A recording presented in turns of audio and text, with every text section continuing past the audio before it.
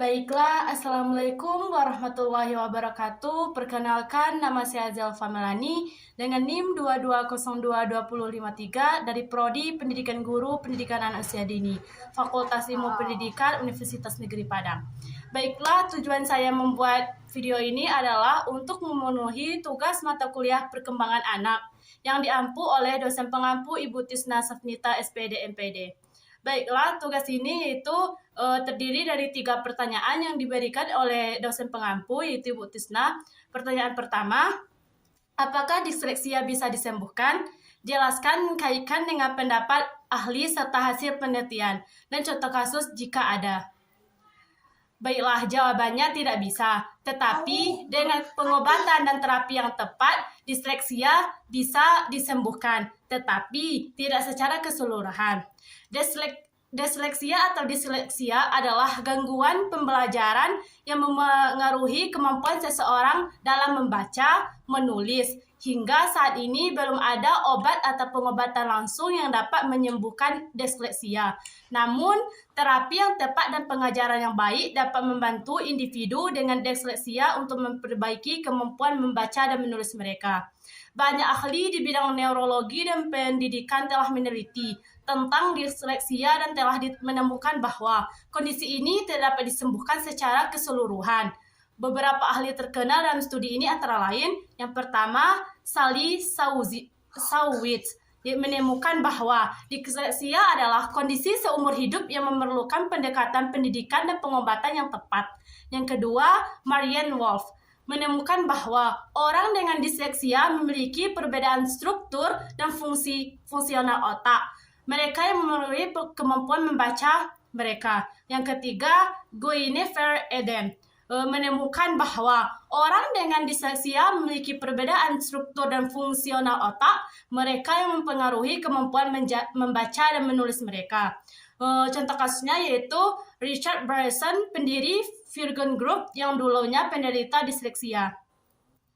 Yaitu bahwa orang yang hidup dengan disleksia bisa berhasil mencapai kesuksesan. Dia mengalami disleksia sejak kecil dan kesulitan dalam membaca dan menulis. Tetapi dengan kerja keras dan tekad yang kuat, dia berhasil membangun salah satu perusahaan paling sukses di dunia. Jadi, meskipun tidak ada obat langsung untuk menyembuhkan disleksia, terapi yang tepat dan pengajaran yang baik dapat membantu individu dengan disleksia untuk memperbaiki kemampuan membaca dan menulis mereka dan mencapai kesuksesan di berbagai bidang kehidupan. Baiklah, pertanyaan kedua yaitu apakah anak-anak yang menderita disleksia akan selamanya tidak bisa membaca dan menulis? Jelaskan dan kaitkan dengan pendapat para ahli maupun hasil penelitian. Jawabannya, Jawabannya tidak, karena disleksia adalah kondisi neurologis yang mempengaruhi kemampuan membaca, mengeja, dan menulis. Orang yang mengalami disleksia biasanya memiliki masalah dengan memproses dan memahami huruf dan kata. Namun, anak-anak yang menderita disleksia tidak akan selamanya tidak bisa membaca dan menulis. Banyak anak yang mengalami disleksia dapat belajar membaca dan menulis dengan bantuan teknik dan metode pembelajaran yang sesuai dengan kondisi mereka. Beberapa para ahli yang mengemukakan bahwa disleksia tersebut yaitu yang pertama Sally Sawitt, yang kedua Marianne Wolf, yang ketiga Red Leon, yang keempat John Gabriel, dan yang kelima David Kilpatrick. Contoh kasusnya yaitu Steven Spielberg lolos dari disleksia melalui pembuatan film. Bahwa seseorang anak yang menderita disleksia namun dapat berhasil belajar membaca dan menulis dengan dukungan yang memadai adalah Steven Spielberg. Spielberg memiliki disleksia sejak kecil dan mengalami kesulitan dalam membaca dan menulis.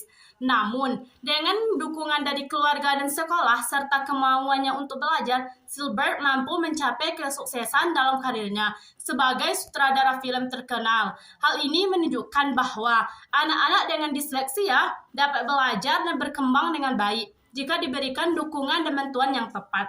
Baiklah, pertanyaan ketiga yaitu treatment apa yang dapat dilakukan oleh orang tua dan guru Untuk membantu anak-anak dengan disleksia, jelaskan dan kaitkan dengan pendapat para ahli, hasil penelitian, maupun contoh kasus jika ada. Yang pertama, jawabannya yaitu 1. Membuat lingkungan belajar yang kondusif. Yang kedua, menggunakan metode pembelajaran yang tepat. Yang ketiga, memberikan dukungan emosional. Dan yang keempat, meningkatkan kesadaran tentang disleksia.